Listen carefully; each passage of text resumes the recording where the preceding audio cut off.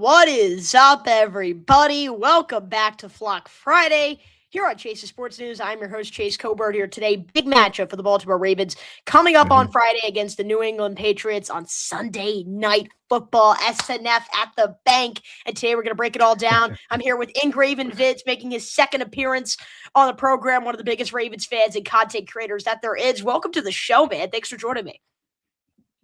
I appreciate you having me on, man. This is a real big game this Sunday night. And the NFL knew. They know what time it is. That's why they flexed it to Sunday Night Football instead of it being a 1 p.m. game. So I'm excited for it. I'm ready for it. There's so many, there's so much on the line for both teams in this matchup. Obviously, New England, coming in at 11-3, Baltimore coming in at 7-7. They really need a win here, assuming that Pittsburgh does lose in a tough game against Detroit, which I think they match up horribly against the Lions. I would expect Detroit to win that game.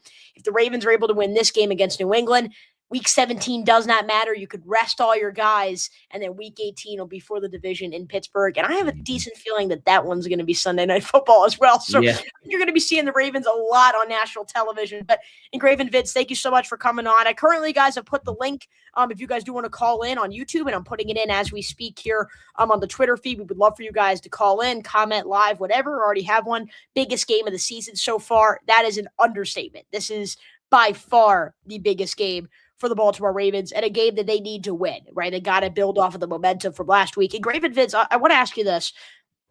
Last week, something looked different. Bad losses to Cincinnati on Thanksgiving, and then Pittsburgh at home the week after, both of those games at home. And it felt like the Ravens needed a resurgence. They needed a response, and they got one last Sunday against Cincinnati in what looked like their most complete game of the season.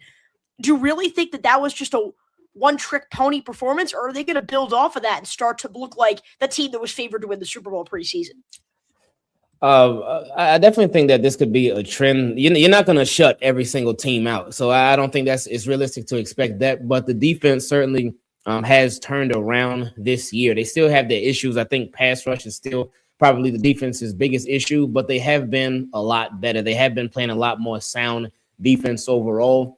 And really one of the biggest issues with the defense recently over these past couple of weeks, obviously minus last week, but it's just really been the offense putting them in bad situations. Right. Because with the Ravens offense, what we saw this past week, what we saw the week before that, and even the week before that too, even in those two losses, were the fact that they can move the ball. They can move the ball downfield, but in the red zone, they've been struggling. But also it's just all this crazy stuff that keeps happening to them.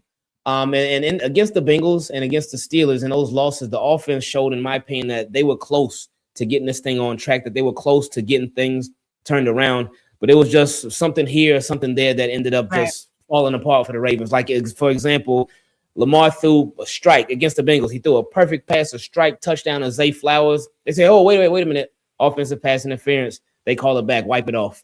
The Isaiah Likely, Lamar makes something happen in the backfield, avoids defenders, gets the ball to Isaiah Likely. He gets 1,000,000 yards worth of yak, and it's a layup touchdown, right? But then, of course, the fumble at the 1 yard line. And then that Steelers game, the touchdown that got removed. And then it was just a lot of craziness in that game, too. And then Lamar threw the interception as well. But the offense showed that in both of those games, like they were getting there. It's a process, and something that Lamar's been saying over these past 2 years that's really continued to stick out is that he doesn't want the offense to peak too early. And I mean, watching this offense, they certainly have not peaked at all. Not peaked yet, no. They're not even close right now, but they are on a positive upward trend, so that's been a good thing. And again, the defense, they've been doing their thing, especially when the offense doesn't put them in bad situations. We look what happened last week, and last week was that's an extremely tough challenge, too, because, the Bengals, bad record, but they do have Joe Burrow, who's regarded as one of the best quarterbacks in the league. They got Jamar Chase, one of the best wide receivers in the league, if not the best. It just depends on who you ask. But for the Baltimore Ravens, who just literally 2 weeks ago, they gave up, 32 points to the Bengals, I believe. And on top of that, you think about it, you can even go back to 2018 when the Ravens beat the Chargers, and then 2 weeks later they played them in the playoffs, and the Chargers beat them.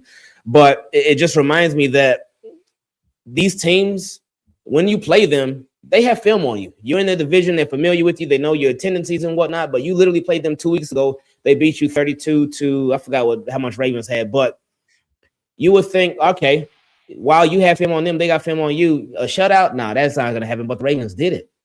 They did it just after getting beat by them previously. So that a lot of credit to Zach Orr, a lot of credit to this Baltimore Ravens defense for how they handled it, and for them making key plays and key moments. That's been something that throughout this year they haven't been doing too much of. Recently, they have been a lot more, but key plays and key moments, that was big for them against the Bengals. So hopefully that continues moving forward for the rest of the season.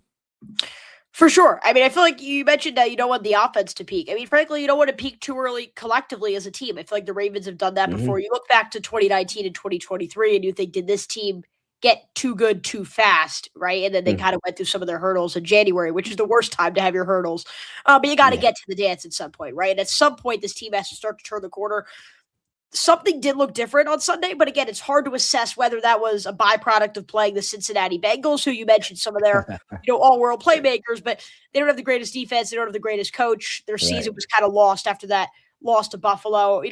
When they played Baltimore the first time, Burrow came back. I felt like maybe they were going to have this kind of rush of adrenaline, if you will. But in this most recent affair, it felt like things were really on the downhill trend for Cincinnati.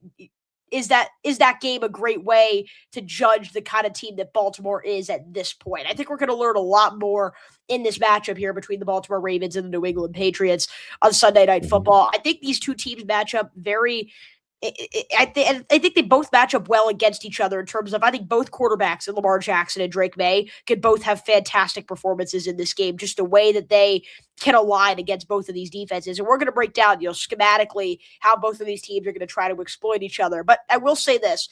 Patriots have struggled against tight ends this year. They struggled in the short game, things along those lines defensively. I think this is a game where Isaiah Likely could have a big game, and I feel like he needs to make his statement on primetime. I feel bad for the amount of things that happen to him on primetime. He's always having a great game, a ton of yards, and then you see a fumble at the goal line and a toe out of bounds, and it just feels like he needs something to go his way on primetime. So if you look back to his entire career, he's performed really well under the bright lights, but he's had these insane, memorable mistakes in the biggest moments. So would really love to see Isaiah Likely have a big game, but I feel like the past few weeks, against Cincinnati, against Pittsburgh, against Cincinnati again, we've been saying Todd Monken, run the football, run the football, run the football. None of these teams can stop the run.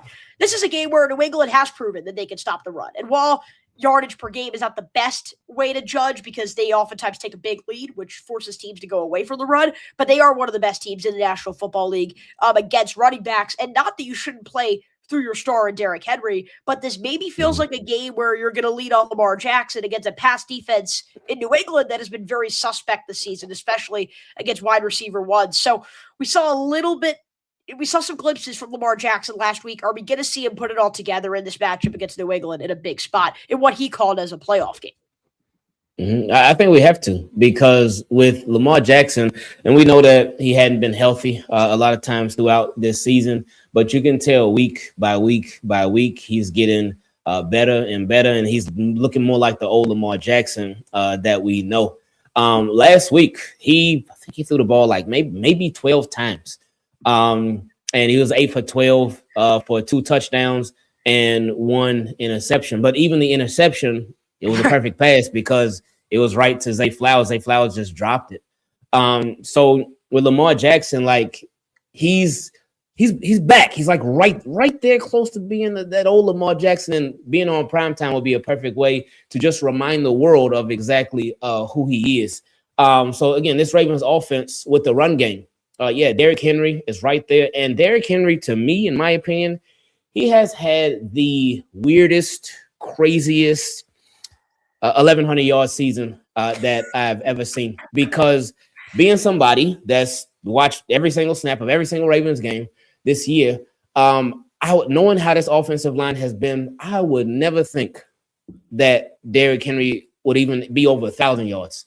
It just doesn't seem like it to me. But the fact that he has, I think, 1,125 yards, I believe, that is just, he's top 5 in the league in rushing in a season where, you mentioned it, the offensive line has been terrible. And part of what made him so great last year is that Lamar could take off as well. They worked really well in the read option. Even Pat Ricard hasn't been healthy. Like, we've only seen the core of this rushing offense. We've only seen it for a few games. For the people who said Derrick Henry was washed, if Derrick Henry had even a little bit of a better system, I'm not saying he's the 1,900-yard runner he was last year, but he's pretty darn close. Like, he is still an explosive runner. I think people discredit Derrick Henry a little bit. I really do believe that. I think that, he's 31 years old. He's not doing what he did last year, but that's hard to replicate. That was an incredible season. So I think Henry does deserve his flowers. I think he's been fantastic.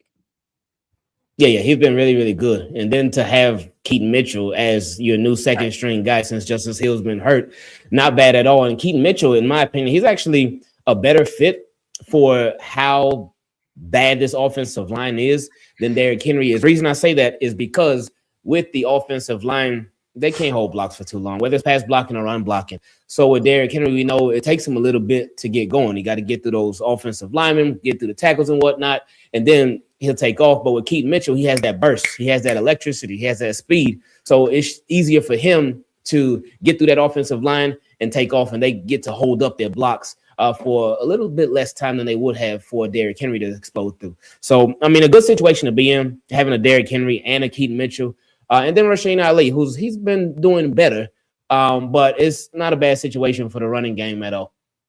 No, for sure. And I feel like this is the duo that people have been waiting to see, right? I mean, Derrick Henry and Keaton Mitchell really didn't overlap much last year. Mitchell wasn't a focal point of the offense as he recovered from that torn ACL, but he comes back this year. And I got to say, what an organizational malpractice that I even have him on the active roster in the first 4 weeks, let alone playing a considerable role. Now, I understand maybe he was still working through the injury, but people said in training camp he looked faster than he was even before the injury. So I question why he wasn't even on the field, let alone getting, 5 to 10 carries a game as we're seeing right now. I think having Keaton Mitchell as a part of this offense alongside Derrick Henry, it's very hard for defenses to manage. They're two completely different runners, as you mentioned. Right. Derrick Henry's a guy who's going to run over you, and Mitchell's a guy that's going to run around you, and both are just as difficult to contain. So I think the Ravens certainly do have something kind of with that 1-2 punch at the running back spot. But let's talk about New England for a minute, right? This is a big game for the Ravens coming up on Sunday Night Football, and obviously the Patriots have had an easy schedule. It feels like the Patriots' easy schedule is the only narrative that people talk about, not the fact that they're 11-3. And, I'll ask you, but for me, I think it's a little stupid that people are trying to use the schedule as a way to discredit New England. I'm not going to sit here and say they're like the best team in the NFL or they're going to go on to win the Super Bowl, but look at some of the best teams in the league, except for the Los Angeles Rams. No other playoff team has a strength of victory above 50%. Like, if you look at the top 2 seeds in the AFC, everyone's in love with Denver right now. Everyone loves their defense. Everyone loves Bo Nix. Their strength of victory, 35.1%. New England's is 34.4%. And people don't give them credit for some of the wins that they've sprinkled in there. On the road, at Buffalo. On the road, at Tampa Bay. Like, they beat the Carolina Panthers, who have beaten some great teams this year by 29 points. Like, they've done their job. They've won games by considerable margins. I think, frankly, you know what? Like, Ravens fans can sit here and talk about the schedule, but I feel like in the NFL, you get to a point, only a few teams have really beaten up on each other. Like, if you look through the schedule, who have the Ravens beaten? Not saying they're not a great team, but what's a formidable group that they beat? The Chicago Bears? I don't really think that's a great team either. So, like, I guess my point is that you can keep playing that game, or you can look at the fact that it's December 19th and the New England Patriots are 11-3. Like, that's a very, very good team. And I think they're going to present more challenges against Baltimore than Ravens fans may want to admit. Yeah, with the schedule is what the schedule is, and you can't do anything but play who's in front of you.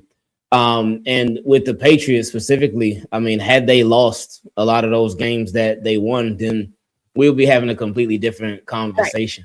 Right. But yeah, some of the standout games that you mentioned, probably the biggest one for me was their win against Buffalo.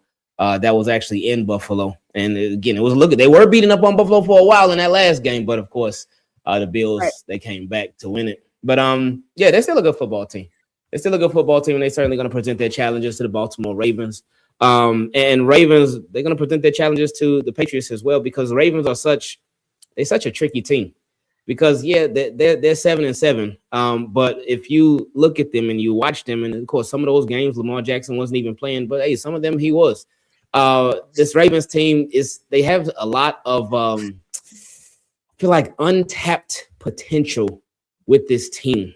And again, we talked about it earlier, where they're not peaking yet. they're ascending. It seems like they're ascending, but they're not peaking yet. So they're starting to get some stuff together, and they're starting to get some stuff going, and they're starting to have a bit more consistency. So hopefully that continues on an upward trend on Sunday night.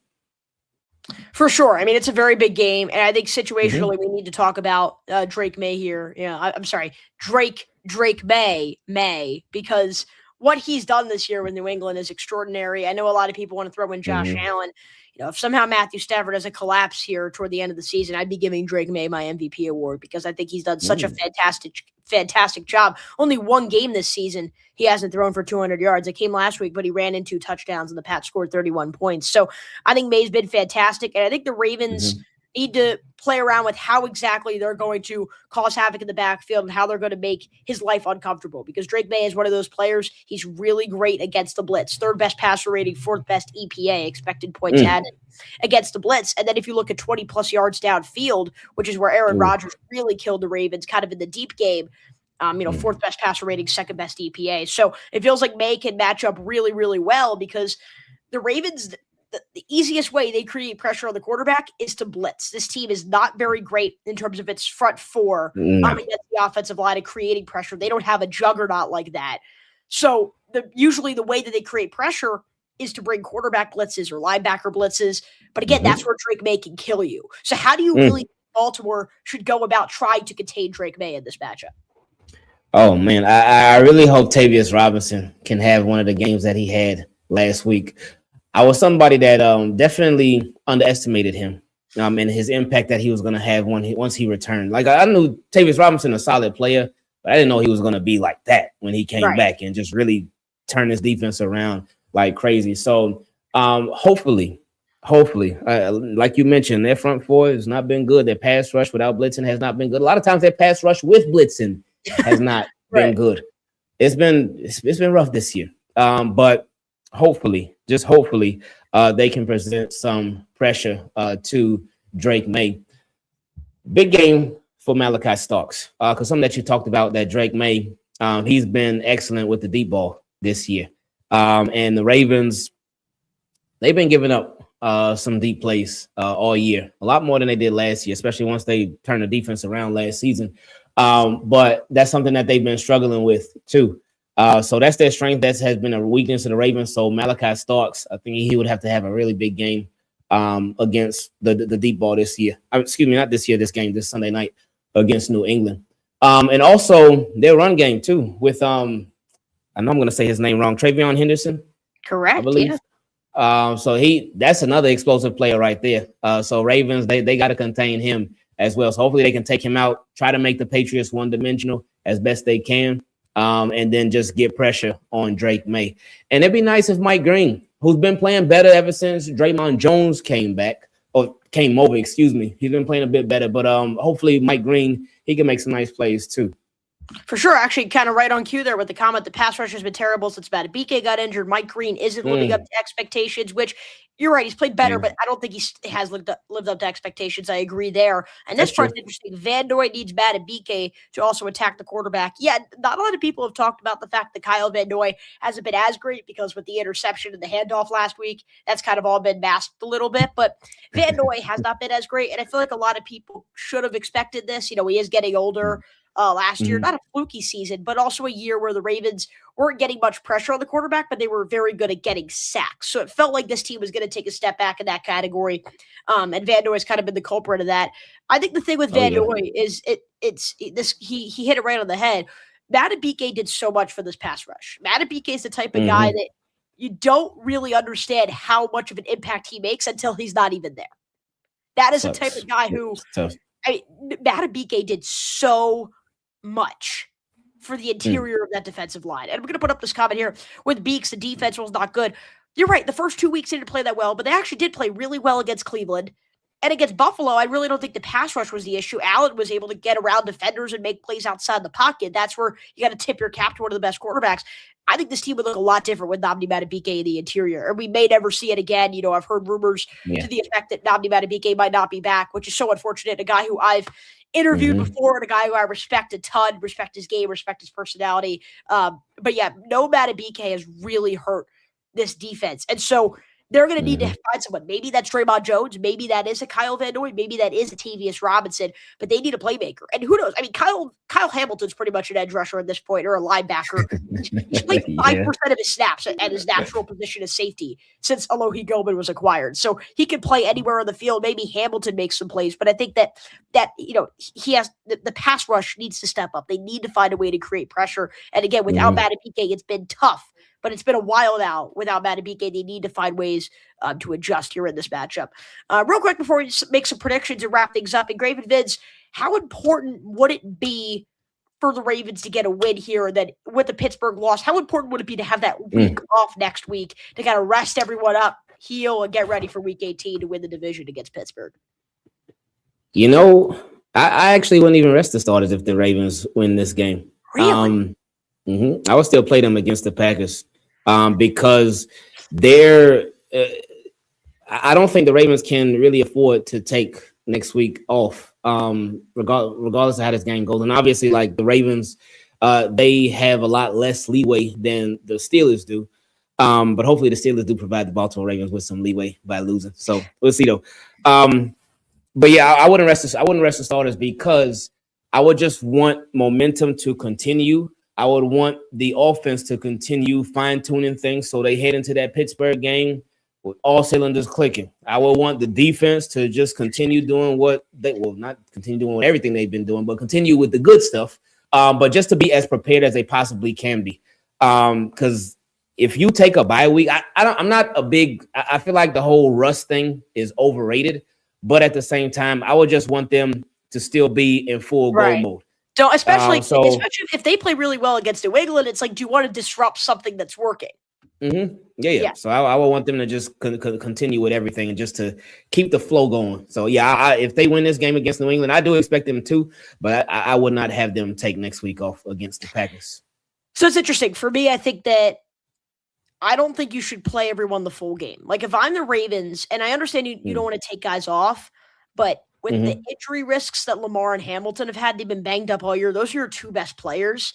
I don't know if you want to take a risk in the cold and the tough temperatures against Green Bay, but I wouldn't rest too many people. I would keep the nucleus of this defense, except for Kyle Hamilton and maybe Roquan Smith there, and maybe only rest Henry and Lamar and Stanley offensively. Like I don't think you're going to rest too many guys.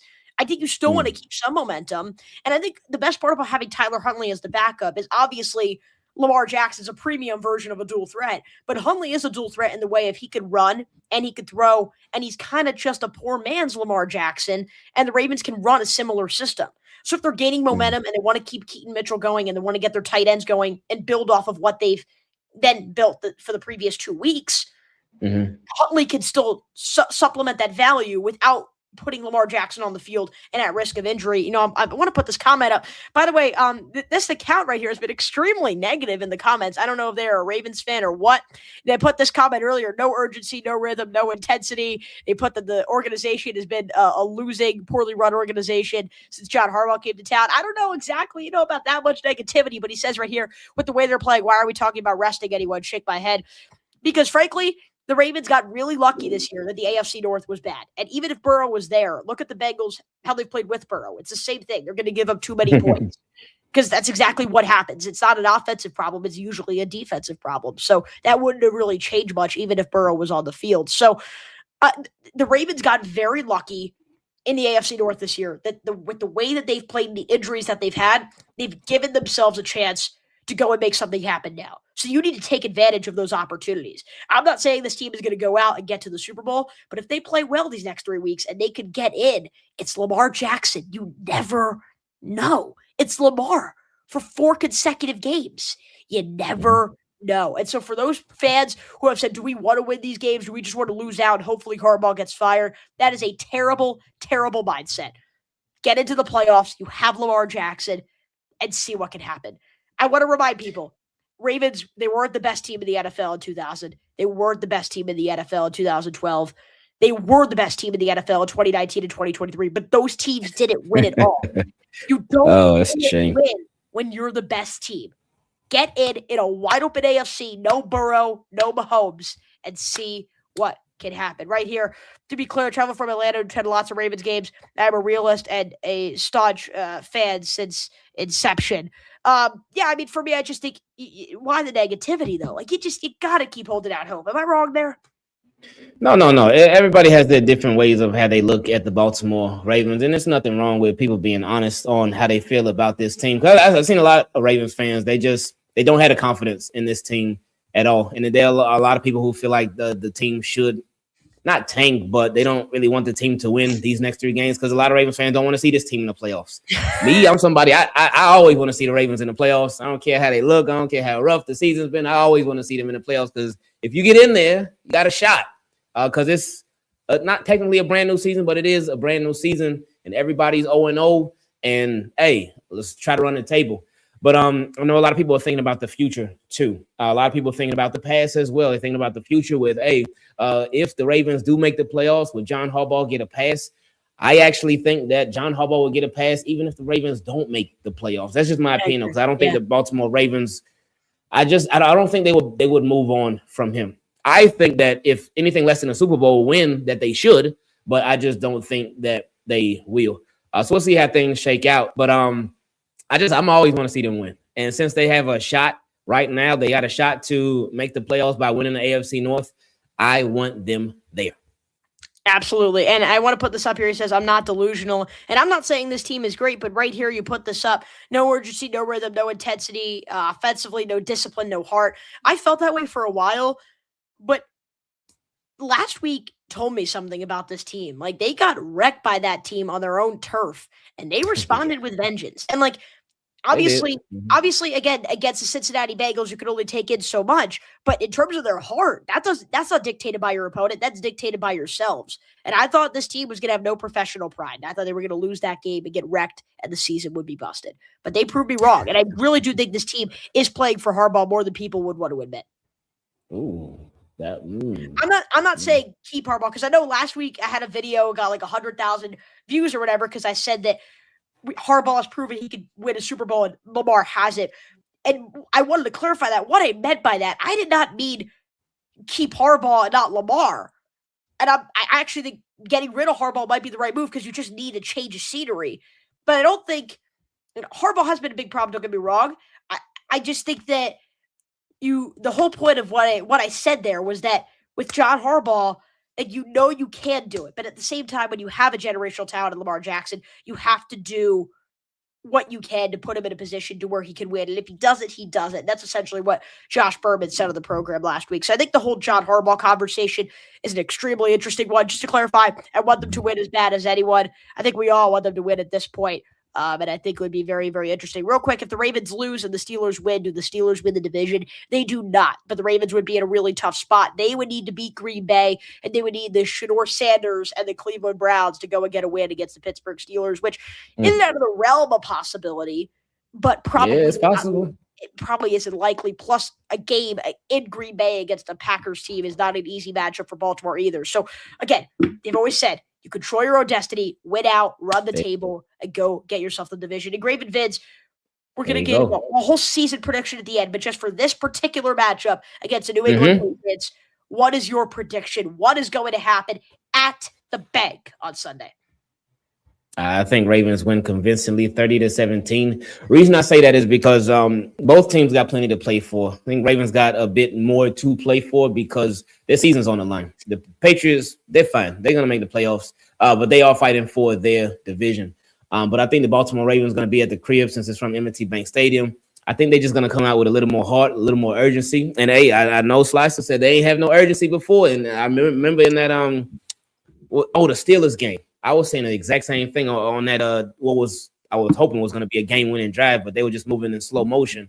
Yeah. I was like, man, where's the urgency? Like they're not playing with no heart, but they have since turned things around a bit. But Ravens got more on the line, so I think usually with the Ravens, when their backs are all the way against the wall, when things are just really at their worst or really at their toughest, that's usually when they bring out the best, whether it's coaching, players, all of that stuff.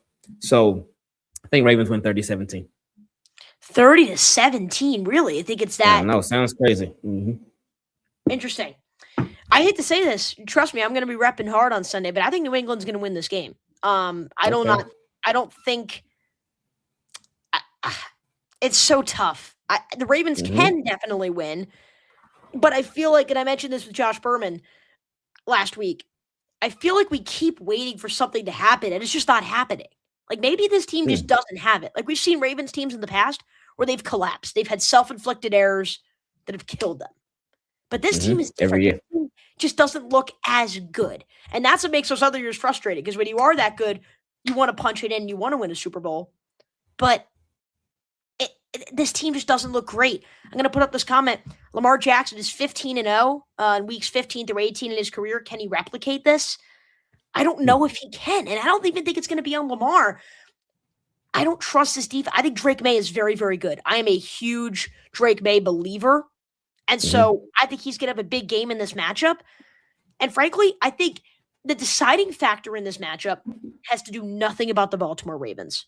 It all has to do with New England Patriots to me. That was a really, really rough loss last week to the Buffalo Bills. To have that kind of a lead and to blow it on your own turf. Usually, young teams like that, they collapse. But I think this team is going to be a little bit different because they are extremely well coached with Mike Vrabel, who has not let his team collapse before.